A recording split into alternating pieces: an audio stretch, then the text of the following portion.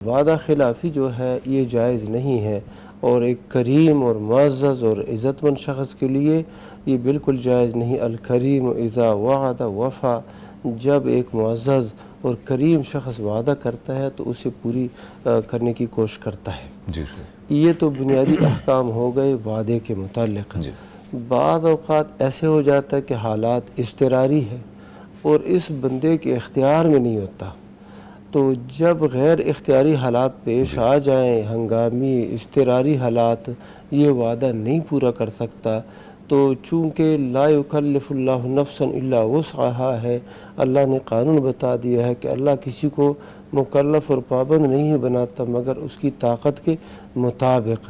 ایک بندے کی اب طاقت ہی نہیں ہے، وعدہ وہ پورا کر ہی نہیں سکتا، تو اس صورت میں یہ گناہگار نہیں ہے، لیکن پہلے ہی جس شخص سے وعدہ کیا ہوا ہے اس کے بارے میں بتا دے کہ حالات یہ بن رہے ہیں۔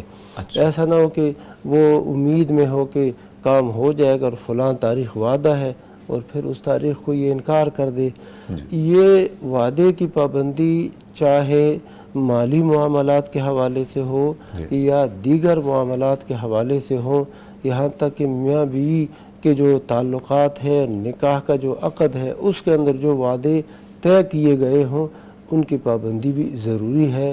تو وعدہ جو ہے ہمارے دین اسلام میں اس کی بڑی اہمیت ہے، اور جب بندہ وعدہ کر لیتا ہے اس کی پابندی کرنی چاہیے۔ ایک واقعہ ہے بڑا شاندار، میں اس سے نا یہ اسلام کے اندر وعدے اور عہد کی اہمیت کا پتہ چلتا ہے۔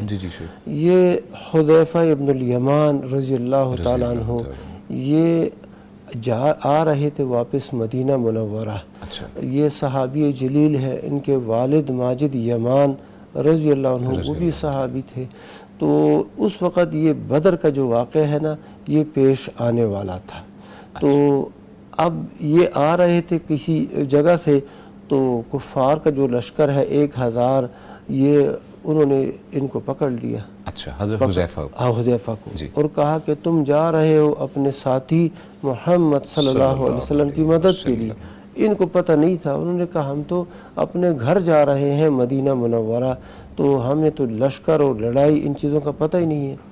تو انہوں نے کہا ٹھیک ہے، اگر تمہیں پتہ نہیں تھا اور اس نیت پر نہیں جا رہے تھے، ہم سے وعدہ کرو کہ آپ نے محمد صلی اللہ علیہ وسلم کے لشکر میں جا کے ہمارے خلاف اب نہیں لڑنا۔ عہد کر لیا؟ عہد کر لیا۔ انہوں نے کہا ٹھیک ہے ہم عہد کرتے ہیں، تو وہ عہد کر کے انہوں نے چھوڑ دیا۔ اچھا چھوڑ کے جب دوسری طرف آئے، اللہ کے نبی صلی اللہ علیہ وسلم سے ملاقات ہو گئی اور ساری صورتحال بتا دی کہ ہمیں انہوں نے گرفتار کیا تھا، ہمیں پھر چھوڑا ہے اس عہد کی بنیاد پر۔ اللہ کے نبی صلی اللہ علیہ وسلم نے ان سے فرمایا کہ تم جاؤ مدینہ منورہ، جو عہد تم نے کیا ہے اس عہد کو مکمل کرو، ہم اللہ کا نام لے کے ان کے خلاف لڑیں گے۔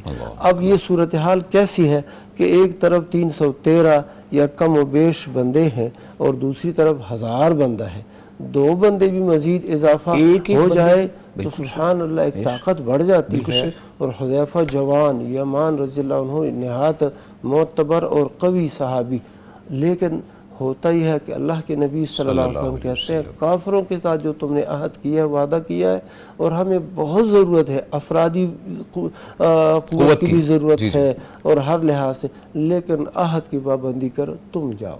ان کو بھیج دیا۔ اسلام کے اندر عہد کی بڑی اہمیت ہے۔